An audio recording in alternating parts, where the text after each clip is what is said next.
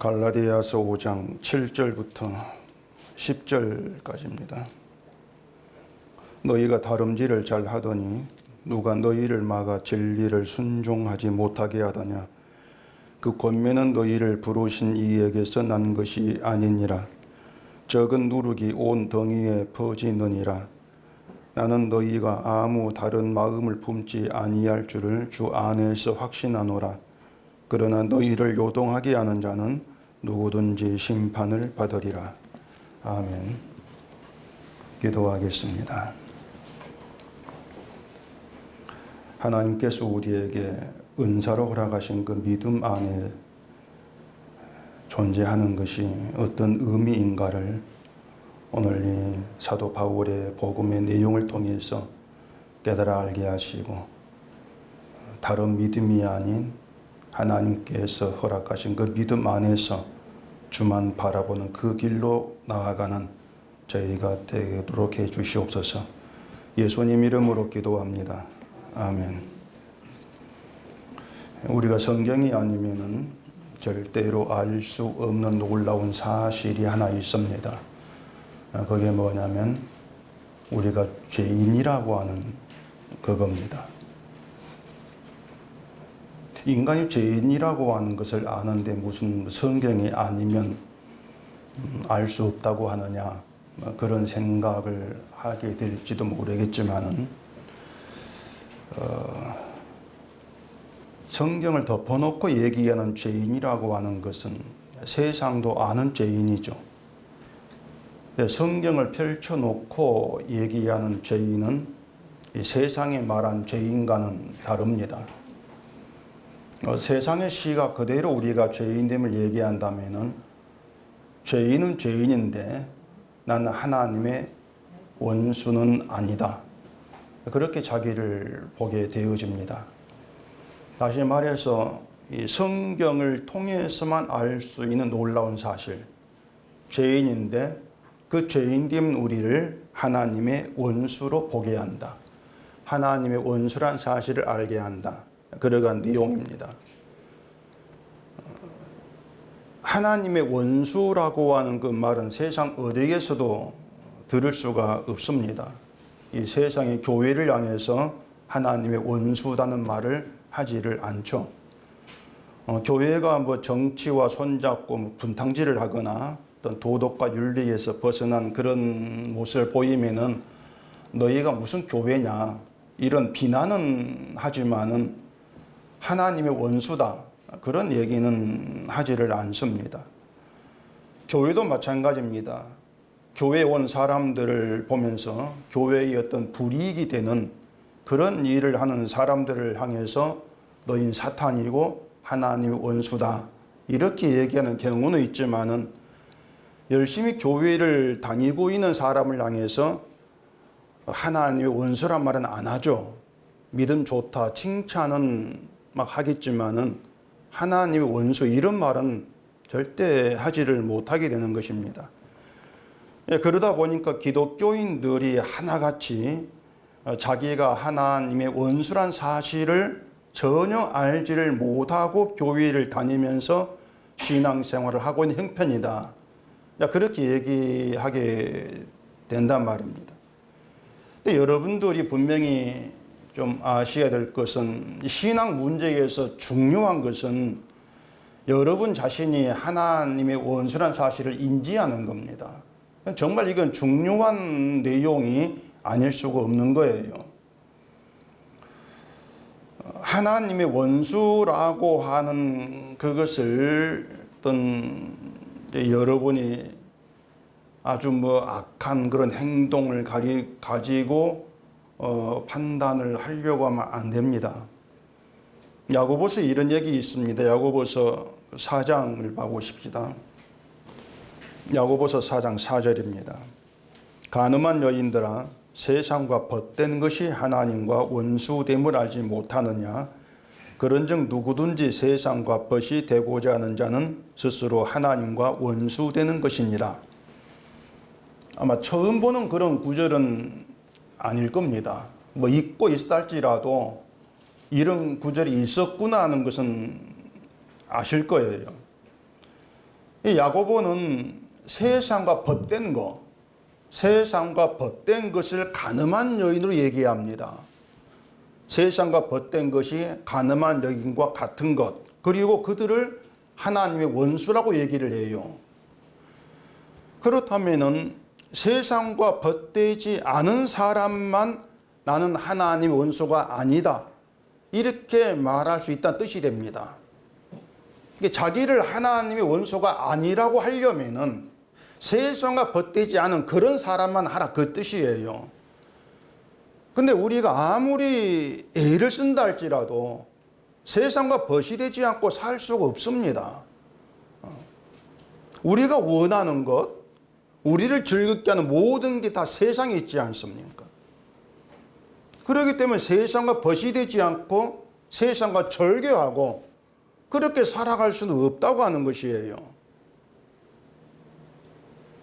여러분 일주일에 한번 교회에 와가지고 설교를 듣는데 이 성경이 여러분을 즐겁게 해주지 못하는 게 당연하지 않습니까?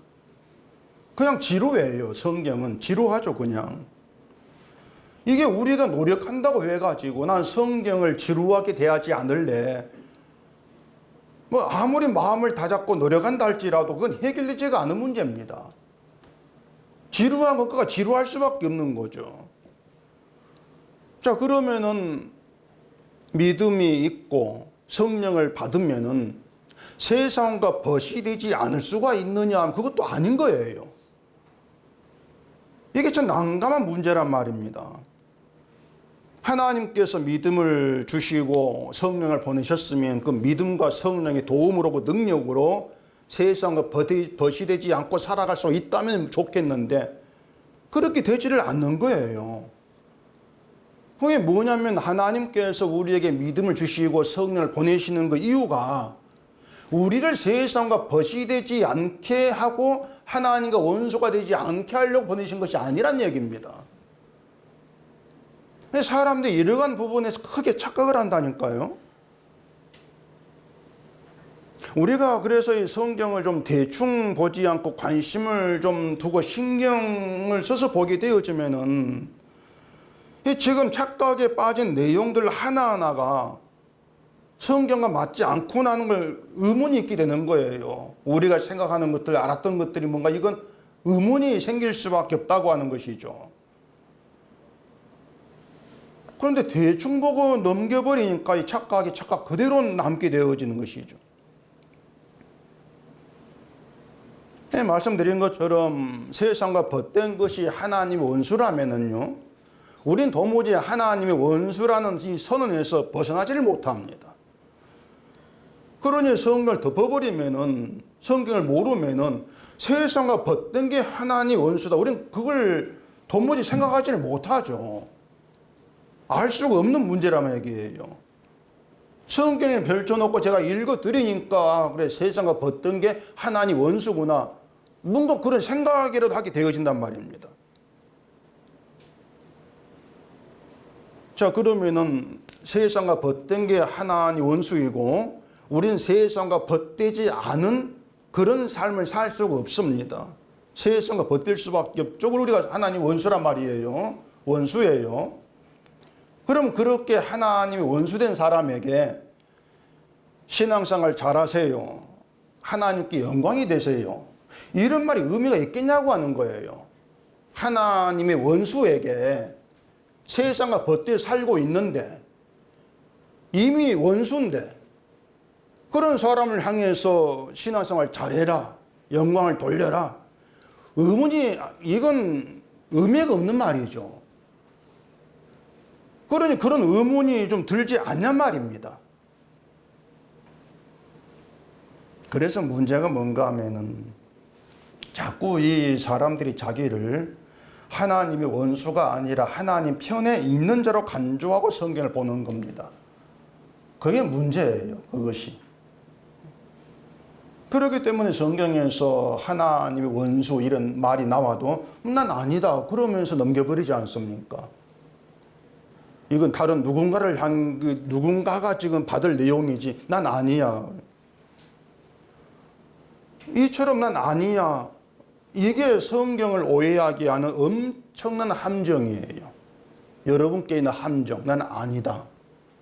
그렇게 자기를 몰아가는 거, 함정입니다. 사탄이 파놓은 함정. 2주 전인가 그 주보 성경 묵상에 죄가 문에 엎드려 있느니라 그 구절에 대해 글을 쓴 게 있는데 뭐 읽어보시는지 모르겠어요. 예전 주보에 비해서는 내용이 읽을 게 엄청 작지 않습니까? 읽어보세요. 그러니까. 자, 거기에서 이 죄의 의미는 자기의 제사를 받지 않은 것에 대해 분노한 거였습니다. 그걸 죄로 하나님께서 말씀을 해요. 내 제사를 받지 않은 것에 대한 분노. 단지 분노한 걸 죄로 말하는 게 아니에요. 감히 하나님께 분노해 그걸 죄로 말하는 게 아니란 얘기입니다. 가인이 분노한 이유는 자기가 무시받았다는 거예요. 내게 무시받는다는 겁니다. 자존심이 상한다는 얘기죠. 내가 아벨에 비해 부족할 게 뭐냐? 그 생각이란 얘기예요. 이처럼 자기를 남보다 나은 자리, 옳다고 하는 의의 자리, 거기에 놓고 싶어 하는 게 죄란 말입니다. 그 죄가 문에 엎드려 있다고 하는 거예요. 가인에게 한 말이. 문에 엎드려 있기 때문에 나가고 들어가고 항상 그 죄와 함께 하는 것. 그런 의미가 된단 말이에요. 그 사람이라는 게 뭐냐? 사람이라고 하는 것은 나가고 들어올 때 늘 날마다 살아가는 그 삶의 순간순간이 자기를 의의 자리에 놓고 싶어 하는 것이다. 늘 나를 가치는 자리에 놓고 싶어 하는 것이다. 늘 나의 잘됨을 위해서 들어가고 나온다. 그런 의미란 말이에요.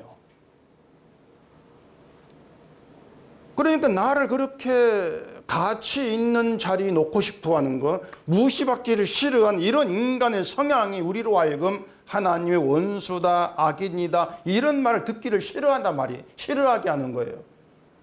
그러면서 난 아니다 반응이 나오는 것이죠. 그러니까 난 아니다 반응 자체가 악한 거예요. 왜 나를 무시합니까? 그런 의미가 거기에 담겨 있다는 얘기죠. 자, 그러면은 믿음의 율법을 더하고자 하는 갈라디아 교회 얘기죠. 그 믿음의 율법을 더하고자 하는 그 마음을 한번 생각해 보세요. 어떤 마음인가를. 어떤 인간의 마음이 어떤 생각이 믿음에다가 율법을 더하는 것을 옳은 것으로 그게 맞는 것으로 받아들이게 하나 그 말입니다. 그 가인의 마음이죠. 자기를 의의 자리에 놓고 싶어하는 그 마음이죠. 그게 율법을 환영하는 거예요. 행함이 없이 믿음만 가지고는 나를 내세울 것이 없다. 왜? 보이는 게 없으니까. 나를 내세울 것이 없는 거예요. 그러니까 믿음만 가지고 안 되는데 이런 생각으로 흘러간단 말입니다. 그렇기 때문에 내가 보일 수 있는 거, 내가 행할 수 있는 거, 이걸 더해서 그 행함을 가지고 자기를 이제 믿음 좋은 의로운 자, 하나님 앞에서 그렇게 신앙이 있는 자로 놓겠다는 그런 발상이라는 얘기죠. 그러니까 율법을 더한 그런 믿음을 옳은 것으로 받아들이는 그런 생각으로 성경을 보게 되어지면은 하나님의 원수, 악인, 이건 나하고는 해당이 안 돼. 그렇게 자기를 이제 보는 것이 당연하겠죠. 그게 어떤 결과를 초래하는가 하면은 하나님의 긍휼로 인한 구원에서 멀어지게 한다 그 말입니다. 그래 심각하다 그 말이죠. 이것 때문에 바울이 10절에서 그렇게 말한 겁니다. 나는 너희가 아무 다른 마음을 품지 아니할 줄을 주 안에서 확신하노라. 그러나 너희를 요동하게 하는 자는 누구든지 심판을 받으리라. 이 성경의 말입니다. 우리가 알고 있는 상식으로 해석이 되지 않는 이유가 뭐냐면은 이 성경은 우리의 뒤통수를 칩니다. 제가 읽으면서 또 이걸 성경을 이게 어떤 의미일까 풀어가면서 늘 느끼는 게 또 내 뒤통수를 이렇게 치고 있구나. 늘 뒤통수를 치고 있는 거예요. 이거다. 이것이 맞다 하면서 이걸 정답으로 알고 따라하고 있는데 그런 우리의 뒤통수를 치면서 성경은 아니다. 끌어내리는 거죠.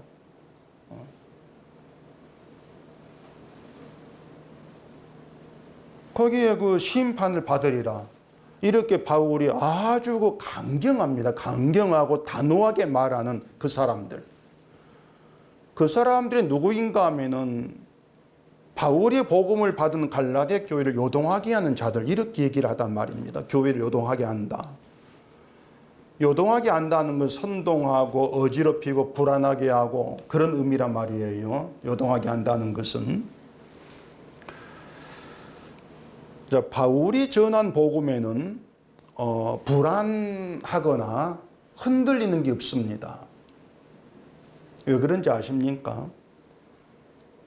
바울의 복음은 예수님이 의가 되시는 믿는 게 복음이에요. 예수님 의가 되신다. 이걸 믿는 게 바울의 복음이에요. 근데 사람이 믿음에서 불안해하고 흔들리는 것은 자기에게 주목하기 때문에 그런 겁니다. 나에게 주목하기 때문에 불안한 거예요. 자꾸 나에게 주목하니까, 나를 보게 되니까 내가 지금 이런 식으로 이렇게 살아서 구원받을 수 있을까?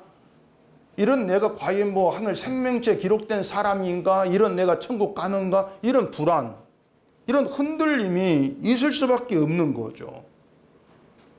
그게 뭐냐면 믿음에다가 행함을, 율법을 집어넣은 폐단이고 결과라는 것입니다. 그것이.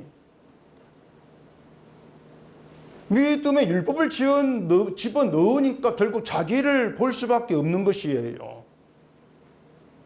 믿음은 어디 믿음만으로 존재를 해야 돼요. 왜냐하면 그 믿음은 예수님이 이루신 의를 바라보는 것이기 때문에 믿음만으로 존재를 해야 한단 말입니다.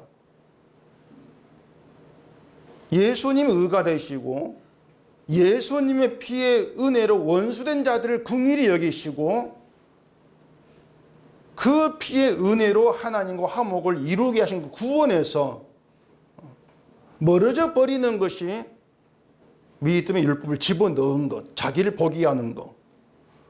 그래서 바울은 심판을 받으리라. 이렇게 강경하게 얘기하고 있는 거죠. 지난 수요일 날 그 잠언 본문 내용인데 잠언서 4장을 한번 봐보십시다. 잠언서 4장 14절입니다. 사악한 자의 길에 들어가지 말며 악인의 길로 다니지 말지어다. 그의 길을 피하고 지나가지 말며 돌이켜 떠나갈지어다. 그들이 악을 행하지 못하면 자지 못하며 사람을 넘어뜨리지 못하면 잠이 오지 아니하며 불의의 떡을 먹으며 강포의 술을 마심이니라. 자, 어떤 내용으로 들립니까? 어디 뭐 막 범죄가 막 드글드글 끓는 어떤 그런 동네 얘기처럼 들리지 않습니까? 아니면 하나님을 믿는 여러분에게 너희는 믿음이 있으니까 사악한 자 악인의 길로 가지 말고 그들의 길을 피하면서 믿음의 길로만 가라. 이렇게 권면하고 명령하는 그런 내용으로 들리는 건 아닙니까? 근데 그렇게 들으셨다면은 그건 자기를 사악한 자로 보지 아니한다 그 뜻이죠. 나를 사악한 자로 안 본다는 겁니다. 악을 행하지 못하면 자지 못하는 그들도 난 아니다. 나는 그 정도까지는 아니다. 사람을 넘어뜨리지 못하면 잠이 오지 않는 그것도 난 아니야. 내가 그런 사람은 아니다. 그런 생각이 있지 않냐 말이에요. 불의의 떡을 먹고 강포의 술을 마신다? 이것도 난 아니지. 나 술도 못 마시니까. 뭐 그런 생각이 있을지 모르겠는데 우리가 성경을 자꾸 그렇게 보게 되면은 결국 성경은 믿음 생활 잘하고 있는 우리에게 잔소리하는 쓸데없이 잔소리하는 그런 성경일 수밖에 없는 거예요. 괜히 잔소리하고 있단 말이야. 난 잘하고 있는데. 난 사악한 자가 아니고 악인이 일어나 가지도 않을 것이고 악을 행하지 못하면 잠을 자지 못한 그런 악인도 아니니까 결국은 쓸데없는 잔소리로 남을 수밖에 더 있습니까? 그래서 귀에 기울여 듣지도 않는 거예요. 잔소리니까. 그냥 흘려 듣는 것이죠. 그러면서 나를 남들에게 자랑스럽게 보일 수 있는 가치 있는 그런 나로 만들어갈 수 있는 어떤 그런 교훈적인 그런 내용으로 들리는 그런 성경에만 줄치고 지키자 이렇게 나선다는 얘기입니다. 그러니 사랑하라 선을 행하라 이런 구절에 이제 눈길이 가는 거죠. 그게 행함을 버리지 못한 이유고요. 그래서 여러분들이 그 사람의 악한 본성이라고 하는 걸 좀 잘 이해를 하셔야 돼요. 성경이 뭘 가지고 악한 본성으로 얘기하는지. 성경이 말하는 악한 본성이라고 하는 건 제가 앞에서 말씀드린 것처럼요. 자꾸 자기 행함을 가지고 내 가치를 높이는 것에 마음을 두는 게 악한 본성이란 얘기입니다. 나에게 자꾸 주목하는 것이 나에게 두는 거죠.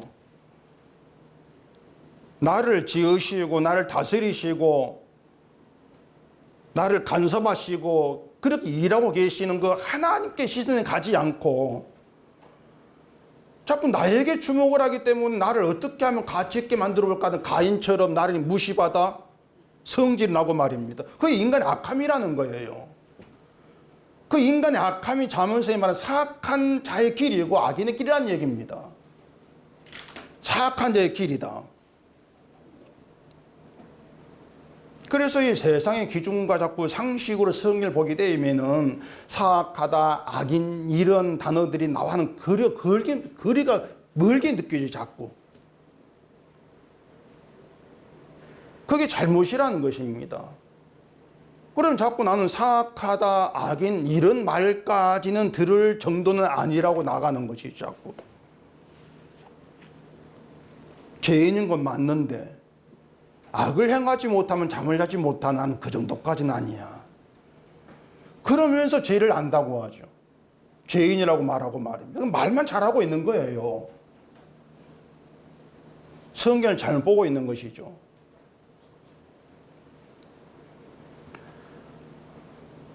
제가 말씀을 드린 것처럼 제가 화내는 거 아닙니다. 제가 지금 오늘을 따로 왜 화를 내나 생각하지 마시고요. 자, 악을 행하는 것을 여러분이 제가 말씀드렸죠. 자꾸 내 중심으로 내 이름, 내 가치를 위해서 살아가는 거, 이게 성경이 말하는 것처럼 악을 행하는 거, 이렇게 이제 보세요. 그럴 때 내 존재가 인정받지를 못한다. 세상에서, 직장에서, 어떤 친구들 사이 인과관계에서 무시를 받는다. 자존심이 상하죠. 잠이 잘 옵니까, 여러분? 무시를 받는데 자존심이 상하면 잠을 자지 못하고 그러잖아요. 누군가와 경쟁관계에 있으면 저걸 내가 넘어뜨려야 이기야 잠이 오지 않습니까? 내가 지면 안 되거든요. 경쟁관계에서. 세상 그런 걸 두고 사악하다 말하지를 않습니다. 자꾸 나에게 시선 두면서 내 가치를 위해 살아가는 걸 사악하다고 말하는 게 뭐냐면은 언약으로 오신 예수 그리스도로 만들어진 건 나라에만 해당되는 내용이에요. 예수님의 나라에만 해당되는 게 사악하다 그 의미란 말이에요. 세상은 살아가는 방식 자체가 자기밖에 없습니다. 내 힘으로서 자기를 책임지고 존재하는 그 방식으로 살아. 그게 세상이에요. 내가 나를 책임져야 되죠. 세상은. 누가 날 책임집니까? 직장 다니는 것, 공부하는 것, 내가 날 책임지기 위해서. 내 인생 내가 살기 위해서 하고 있는 거지 않습니까? 그래, 그런 세상에서는 당연히 다른 사람을 넘어뜨려야 내가 살아남아요. 내가 높이 올라가라 다른 사람 넘어뜨려야 되죠. 그래, 경쟁사회에서는 넘어뜨리는 게 당연한 거란 말이에요. 대학 들어가는 거, 직장 들어가는 거 다 넘어뜨려야만 내가 해당되는 문제란 말이죠. 그러니 넘어뜨리지를 못하면 내가 결국 넘어지는 것이기 때문에 잠을 못 자는 것이죠. 그게 세상에선 당연한 것인데 예수님의 나라는 아니란 얘기예요. 예수님의 나라는 내가 나를 지켜야 되고 내 실력으로 내가 나를 책임지는 그런 방식의 나라가 아니다. 그러니까 믿음을 내가 책임지는 거, 그러게 예수님의 나라가 아니라고 하는 것이에요. 만약에 내가 나를 책임지는 그런 방식으로 예수님의 나라를 바라본다면 그게 사악한 거야. 그게 악한 거야. 그게 성경 얘기입니다. 이게 예수님의 나라인데 예수님 안에 부름받은 신자에게 율법 지켜야 돼. 이런 말이 과연 맞냐는 것이에요. 여러분 맞겠습니까? 율법을 지켜야 된다. 말씀을 지키지 않으면 신자로 사는 게 아니다. 이런 것들은 하나같이 네 믿음 네가 책임져야지. 누가 책임져줘. 그 뜻이거든요. 그래 교회가 교인들에게 믿음을 자꾸 전부 이런 의미로 전달을 한단 말입니다. 신앙생활 잘하라는 것도 내가 잘하고 못하고에 따라서 복과 구원이 달라져 그 뜻이고요. 그게 결국에는 내가 나를 책임지는 방식으로 살아가는 세상 방식이라 그 말이죠.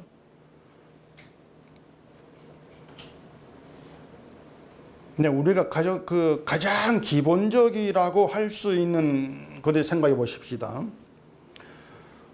예수님이 십자가의 죽으심으로 우리가 살았다. 이렇게 얘기합니다. 가장 기본적인 이제 말하겠습니다. 사람들은 이렇게 하죠. 우리가 예수님의 은혜로 살았으니까 신앙생활을 열심히 잘해야 된다. 그렇게 얘기를 합니다.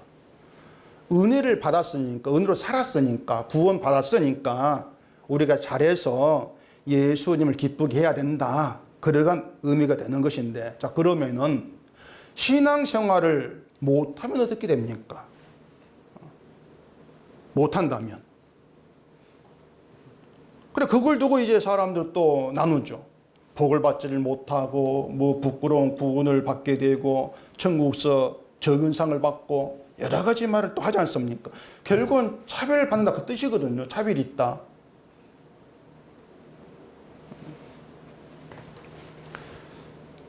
예수님의 피의 은혜로 살았습니다. 구원을 받았어요. 근데 내가 신앙생활을 잘못해서 천국에서 상을 못 받는다면은 십자가에서 피를 죽으신 예수님의 수고가 내가 잘못해서 된 것이 된다. 그런 의미가 된다는 얘기예요. 내가 잘못하면은 예수님 수고를 헛되게 만든 거야. 그래 잘해야 돼. 이런 뜻이 된단 말입니다.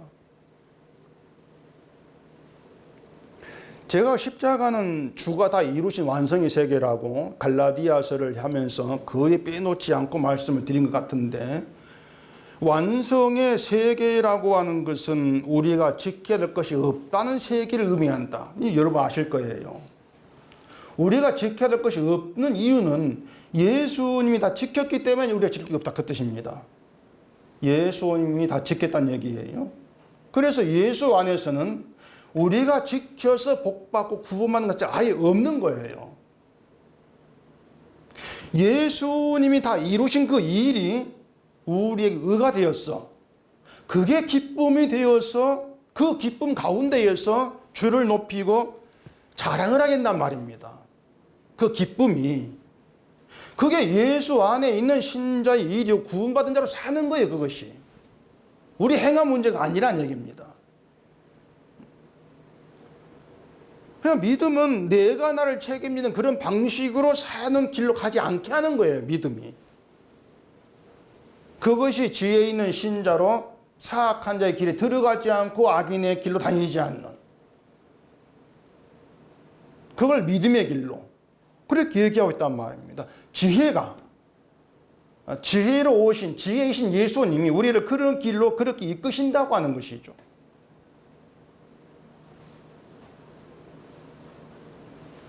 본문 7절 봐보십시다.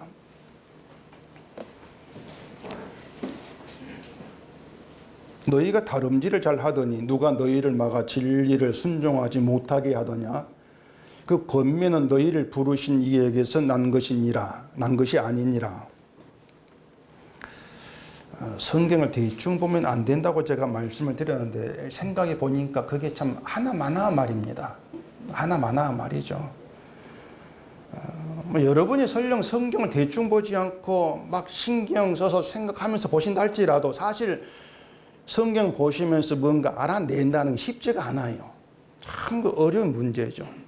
그래서 여러분 대신 제가 성경을 대충 보지 않고 온 힘을 다해서 보게 되고 알게 된 걸 말씀을 드리고 있는 것이니까 여러분은 그냥 제가 드린 말씀을 대충 듣고 넘기지 마시고 과연 그러한가 좀 그런 생각하시면서 따라오시면 되는 겁니다. 그것도 싫다면은 뭐 여기 앉아 있을 이유는 없는 거죠. 그 시간 집에서 TV 보는 게 낫습니다. 훨씬 나아요. 안 그렇습니까? 바울의 말은요, 다름질을 잘 하고 있는 갈라디아 교회를 막아서 진리를 순종하지 못하게 하는 그런 자들이 있다는 거예요. 있는데 그게 그들이 했던 권면이라는 겁니다. 그 권면으로 그 갈라디아 교회의 다름질을 잘하고 있는 그 길을 막는다는 얘기예요. 근데 권면이 뭔가 하면은 율법 지키라고 하는 것이고 할례를 받으라고 하는 것이죠. 그러니까 자 보세요. 진리를 순종하지 못하게 막는 그 권면이 율법을 지키라. 그거라는 겁니다. 근데 기독교인들이 진리를 순종한다는 걸 되게 어떻게 알아먹고 있습니까? 진리를 순종한다? 그건 말씀을 지키고 실천하고 행하는 것을 순종하는 것으로. 다들 그렇게 알아먹잖아요. 말씀을 실천하는 게 그 말씀을 순종하는 거야. 그 생각이란 말입니다. 근데 바울의 말은요, 말씀을 지키고 순종하는 게 진리에 순종하는 것이야. 그 생각이 오히려 진리를 순종하지 못하게 막는 것, 이렇게 얘기하고 있단 말이에요. 그렇다면은 진리를 순종한다는 것은 우리가 알고 있는 것처럼 말씀을 지키고 행하는 그런 의미가 아니라는 것이에요. 맞습니까? 아니면 아니오라고 하시고요. 그래서 우리가 이 성경이 말씀한 대로 따라가게 되면은 신앙생활을 뭐 잘한다거나 바르게 해서 이 생각은 사라지게 되어 있습니다. 보면 볼수록 그런 생각 다 지워져 버립니다. 오히려 나를 그렇게 생각했다는 거, 믿음을 그렇게 생각했다는 그것이 크나큰 착각이고 오만이고 교만이었구나, 이걸 알게 돼요. 그러면서 이게 사악한 것이구나, 거기에 눈이 열린다는 얘기예요. 그러면서 복음이 왜 예수님이 다 이루신 십자가를 증거하는 것이 복음인가, 이걸 알게 되는 것이죠. 그래서 아무것도 지키고 이룰 것이 없는 나를, 그런 뭐 실력, 그런 뭐 건덕지도 없는 그런 나를 십자가에 흘린 그 피로 하나님의 뜻을 다 이루시고 완성하신 예수 안에 불러주심으로 구원받음을 알게 되어진다는 거. 근데 그게 기쁨으로 남는 거죠. 그 기쁨이 되는 거죠. 그 기쁨으로 감사하게 되는 게 진리에 순종하는 거예요. 그러니까 순종도 우리가 하는 게 아닙니다.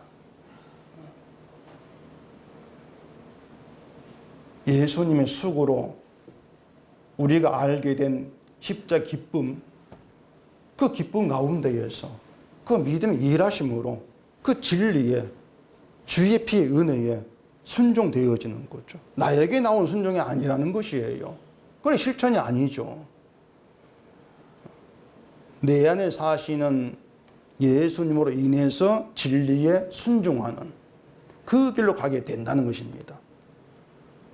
이런 모든 내막을 복음을 알고 있는 바울에게 율법 지키자 이러한 말이 들린다는 것은 결국은 몽땅 다 자기에게로, 인간에게로 돌아가겠다는 그런 사악한 자의 길로 그렇게 보일 수밖에 없는 거죠. 그러니 심판을 받으리라 강경하게 단호하게 말할 수밖에 없다는 얘기예요. 그게 바울의 심정이에요. 복음을 아는 자의. 그 앞에 3절 봐보십시다.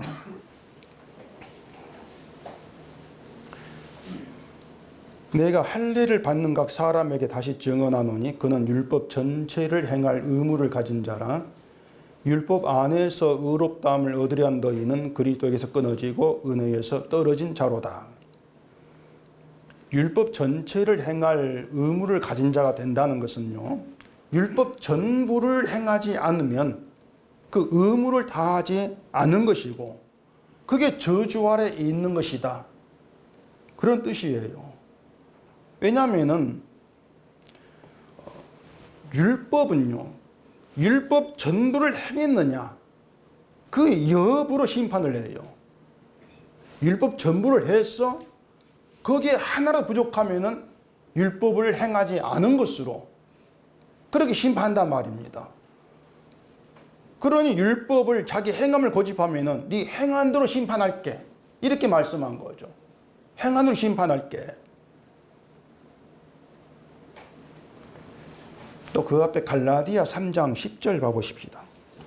물은 율법 행위에 속한 자들은 저주 아래에 있나니 기록된 바 누구든지 율법책에 기록된 대로 모든 일을 항상 행하지 아니한 자는 저주 아래에 있는 자라 하였습니다.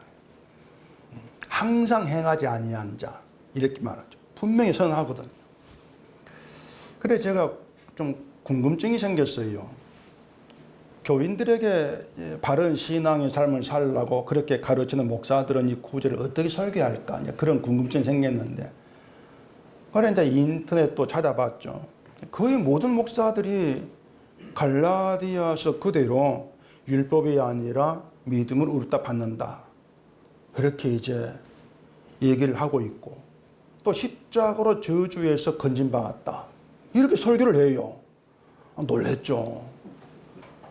근데 교묘한 게 뭔가 하면은요, 믿음으로 하나님의 자녀가 되었으니까 그 믿음으로 예수님만 굳게 붙잡고 살아가야 한다 이렇게 이제 끝으로 흘러가죠. 말씀에 믿음의 닻을 내려서 흔들리지 않는 견고한 삶을 살아야 합니다. 그렇게 흘러가는 거예요. 뭐 어느 교회든 다 들을 수 있는 그런 말이지 않습니까? 근데 저는 결국 아니구나 그걸 보게 되죠. 믿음으로 의롭게 되었다는 것은 믿음이 우리를 예수님의 의로움에 속한 자가 되게 했다 그 뜻이거든요.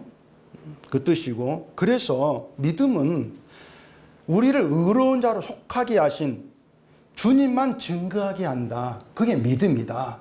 이런 의미인데, 결국에는 믿음으로 의롭게 된다 얘기하면서 그 믿음으로 이렇게 삽시다 벗어나지를 못합니다. 그래서 제가 이해를 하죠. 이거 인간 습성이니까. 그런데 그게 율법의 행위에 속한 자의 속성 같다는 거예요. 그걸 모르는 것입니다. 자꾸 믿음으로 의롭게 되었음을 얘기하면 율법에서 벗어나는 것으로 그렇게 알고 있는데 그건 아니라는 거예요. 믿음으로 삽시다. 흔들리지 맙시다. 그게 율법이에요. 그 자체가.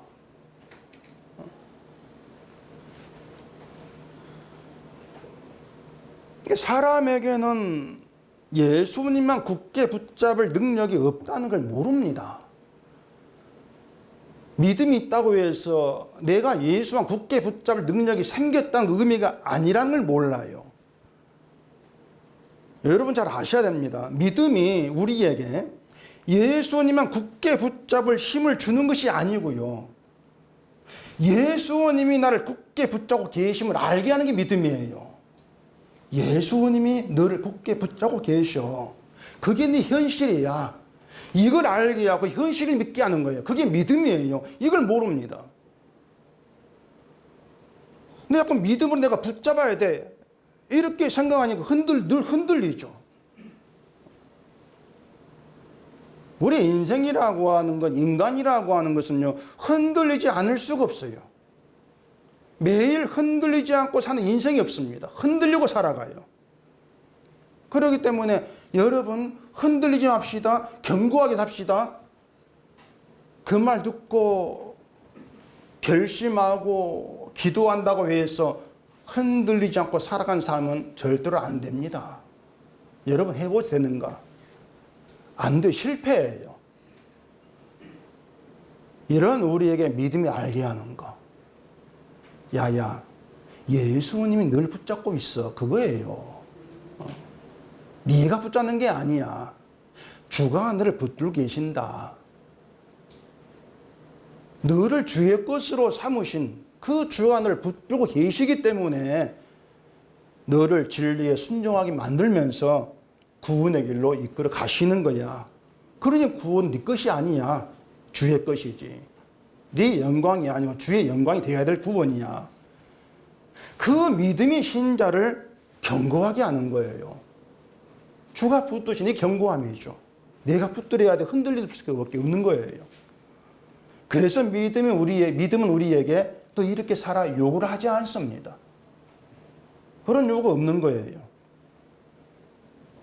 그래서 믿음으로 견고하게 살자 이런 말들이 믿음을 얘기하는 것 같은데 사실은 방향 자체가 완전히 달라버립니다. 이걸 여러분 눈치를 채야 돼요.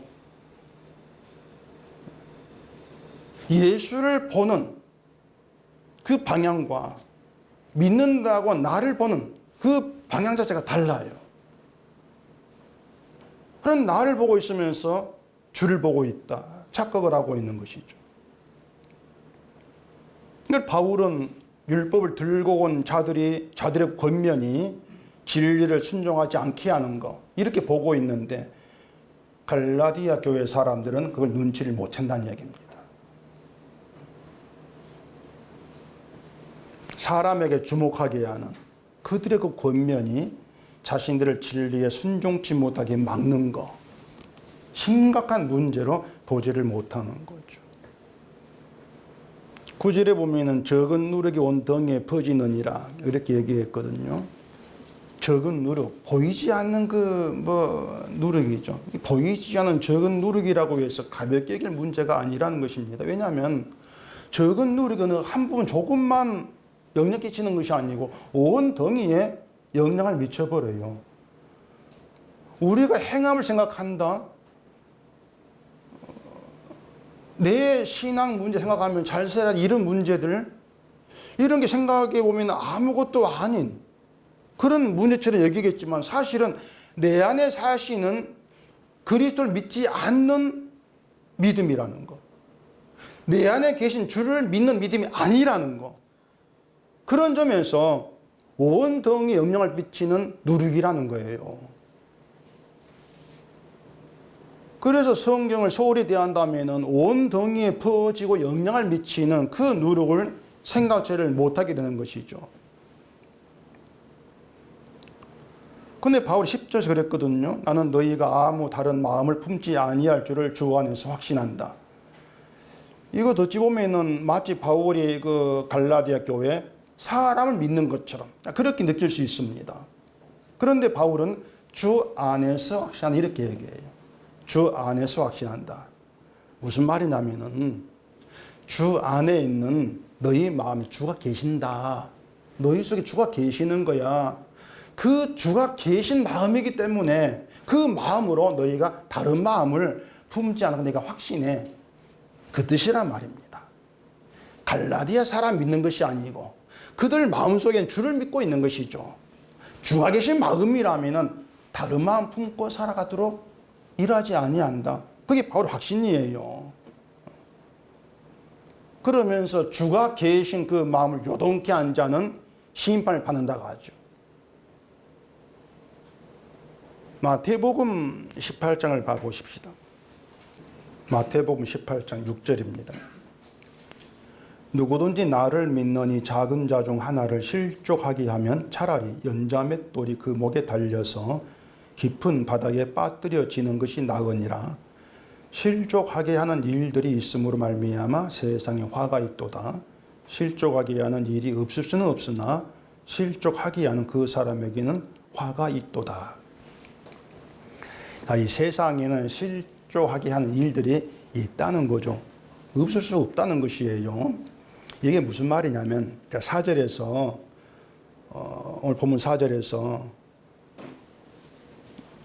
그리스도에게서 끊어지고 은혜에서 떨어진 자 이런 말이 있습니다. 그게 실족이에요. 은혜에 떨어진 실족이란 말입니다. 그러면은 믿는 자를 실족하게 하는 것이 무언가에 대한 답은 나와 있습니다. 율법 안에서 의롭다함을 얻게 하는 권면. 그게 실족하게 하는 것이에요. 그 권면이 자꾸 믿는 나에게 주목하게 하는 거죠. 그게 예수님에게서 끊어지게 하는 거, 은혜에 떨어지게 하는, 실족하게 하는 것이고, 그런 권면으로 주 안에 있는 자를 요동하게 하는 자는 심판을 받는다. 그 뜻이란 말입니다. 예수님이요, 실족에 대한 말씀을 하게 된 것은 그 앞에 제자들이 예수님께 질문이 하나 있습니다. 천국에서 누가 큽니까? 그 질문이 있어요. 누가 큽니까? 그에 대한 답이 실족으로 말씀한 것이에요. 천국에 누가 큽니까? 그 제자들의 관심이 뭡니까? 천국에서 내가 큰 자 되는 것 아닙니까? 그게 관심이었단 말이에요. 그러니까 그런 질문을 한다는 것 자체가 이 제자들이 서로 경쟁을 한다는 것입니다. 누가 클까? 경쟁이 있는 거예요. 예수님이 제자들을 데리고 다니면서 많은 말씀을 하셨지만은 어떤 말씀도 크게 대라는 게 없어요. 어떤 말씀도. 근데 제자들은 누가 큰가에 관심을 두죠. 내가 높아지는 거에 주목하고 있는 거예요. 만약 제자들이 그 생각 가지고 누군가에게 이게 예수님 말씀이야 가르친다 합시다. 뭘 가르치겠습니까? 이렇게 하는 것이 천국이 크게 되는 것이야. 그게 나오겠죠. 그게 제자의 생각이겠죠. 예수님은 그것을 실족하게 하는 것으로 말씀하는 것입니다. 그게 믿는 자를 은혜에서 떨어지게 하는 것이고 그들에게 화가 있다는 거예요. 근데 이 땅에 어떤 인간도 내가 크게 되어 있는 관심을 안 둘 수가 없죠. 그러니 실족하게 하는 일이 세상에 없을 수가 없어. 이렇게 얘기하는 것입니다. 그렇기 때문에 신앙생활 잘하면 복 받습니다. 천국이 상이 큽니다. 이런 말이 뭐겠습니까? 상이 크다. 네가 큰 자 되는 것에 마음 두는 것이죠. 누가 큽니까? 제자의 생각과 똑같은 거예요. 그게 은혜에서 떨어지게 하는 것이고 실족하게 하는 일이고 결론은 심판을 받는다. 화가 있을 것이다. 그게 되는 것이죠. 예수님이 피 흘려 죽으시기까지 하면서 가르치신 것이 용서지 않습니까? 그 용서가 천국의 원리입니다. 그런데 그 천국의 원리와 다른 길을 가르치는 것이 실족하게 하는 거죠. 인간의 의를 집어넣는 것. 그게 십자가를 회방하는 원수인 것이고 용서받기 있는 그들에게 화가 있다는 것입니다. 그래 세상과 벗된 것이 하나님과 원수된 것이야. 우리가 육신이 있는 한 세상과 벗될 수밖에 없어요. 이 땅을 떠나서 내 육신을 못 지킨다. 우리 잘 알고 있습니다. 그것만 생각하면은 우리는 하나님의 원수가 분명하고 심판을 받아야 될 인간일 뿐이죠. 근데 그런 우리입니다. 그런 우리를 부르시고 세상과 벗되어 살아간 나를 용서하신다는 겁니다. 그리고 예수님의 용서에 은혜가 살아있는 그 마음, 우리 안에 그 은혜를 집어넣으시고 은혜가 살아있는 그 마음을 품고 사는 신자 되게 하시려고 성령이 오신 거예요. 때문에 신자는 다른 마음 품지를 않습니다. 다른 마음이 뭔가를 눈치를 채거든요. 성령이 간섭하시기 때문에. 이건 다른 마음이야. 안단 말입니다. 그러니 바울은 그럴 수가 없다 이렇게 얘기하는 거예요. 그게 바울 확신인 것이죠. 용서의 은혜가 살아있는 그 마음을 품고 산다면은 그 마음은 항상 십자가에 피 흘려 죽으신 예수께를 향하게 되어 있습니다. 그게 주가 계신 마음이에요. 누가복음 17장에 보면은 10명이 문둥병자 고침받는 내용이 나오죠. 요즘 문둥병 그러면 안 된다 그래요. 나병 환자 이렇게 말하라 하는데 그 10명이 예수님께 와가지고 불쌍히 기다 호소합니다. 그리고 이제 고침받았죠. 그 중에 한 사람이 예수님께 와가지고 엎드려 감사하는데 사마리아 사람이다. 예수님이 그 사람에게 네 믿음이 너를 구원하셨다 이렇게 얘기합니다. 네 믿음이 너를 구원했어. 이걸 두고 또 하는 말이 뭐냐면은 고침 받았으면은 돌아와 감사하는 것이 진짜 믿음이라고 하면서 은혜를 받아놓고 감사하지 않는 건 가짜 믿음 소리치지 않습니까? 돈 내라는 거죠. 돌아와 돈 내라. 돈으로 감사하는 게 믿음이야. 그 표시를 내라 그 말입니다. 그런 믿음이 그런 말들이 우리를 부르신 하나님에게서 나온 것이 아니라는 거예요. 그런 말들이. 내 믿음이 너를 구원하였다고 하는 것은 그 사람, 사마리아 사람, 그 사람의 믿음이 뜻이 아니고요. 그 사람을 예수께로 돌아가게 해서 감사하게 만들고 하나님께 영광 돌리게 하는 그 사람을 주고하는 예수님의 믿음을 얘기하는 것입니다. 너에게는 그 믿음이 너를 구원했어. 그 뜻이란 얘기예요. 그래서 십자가의 은혜는 우리를 항상 피 흘리신 주님께로 돌아가게 합니다. 은혜는 항상 그래요. 보답하게 하는 것이 아니에요. 그래서 바울이 보면 그대로 제가 여러분께 드릴 얘기는 용서의 은혜가 살아있다면 여러분 속에 그 은혜를 품고 있다면 그 마음 그대로 살아가시면 돼요. 다른 마음을 품으려 하지를 마세요. 구원 이후 용서 이후 이런 건 없어요. 그건 다른 마음이에요. 돌아오지 않는 그 9사람은 구원 이후 용서 이후의 삶을 생각하는 그런 사람에게 해당된다고 할 수가 있겠죠. 고침받았는데 어떻게 살까 돌아가서 고쳐준 예수님 있는 거예요. 하나님께 영광 돌리는 것은 문둥병자인 나병 환자인 그 나를 고쳐준 은혜 감사하는 거죠. 그게 영광 돌리는 거예요. 그러니 예수께로 갈 수밖에 없다는 얘기입니다. 이렇게 믿음은 우리를 예수께로 돌려보냅니다. 예수께로 가라. 예수께로 가라. 뭐 환청 듣는 게 아니에요. 성경을 펼치게 하고 세상과 벗되어 살아가 나를 보게 하죠. 내가 악을 행치 못하면 잠을 자지 못하는 그 정말 사악하다고 할 수밖에 없는 그런 나를 보게 하는 겁니다. 그게 성경이에요. 그리고 그런 나를 용서하시기 위해서 피 흘려 희생하신 주를 만나게 하죠. 주를 보게 하죠. 그 피를 보게 하죠. 그렇게 우리를 십자가로 예수께로 돌려보내는 것, 가게 하는 게 믿음인 거예요. 그래 믿음은 늘 주님의 용서의 은혜만 나타내고 자랑하는 것이죠. 그렇게 예수님의 용서의 은혜가 살아있는 그 마음이 여러분께 품어져 있다면은 믿음 생활 잘해야 돼. 내가 이걸 해야 되고 저걸 해야 될까?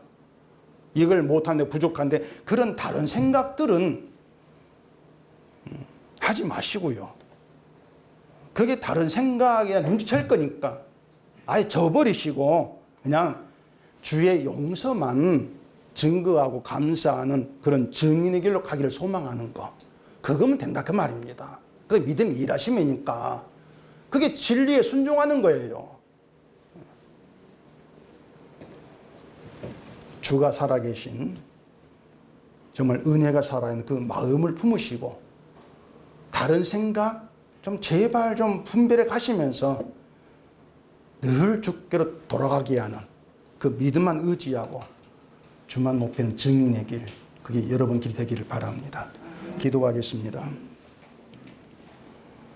우리 아버지 하나님, 이 시간 또 주의 말씀 들으면서 우리의 실상을 깨닫게 되어지고 주의 은혜가 무엇인가 알게 되었습니다.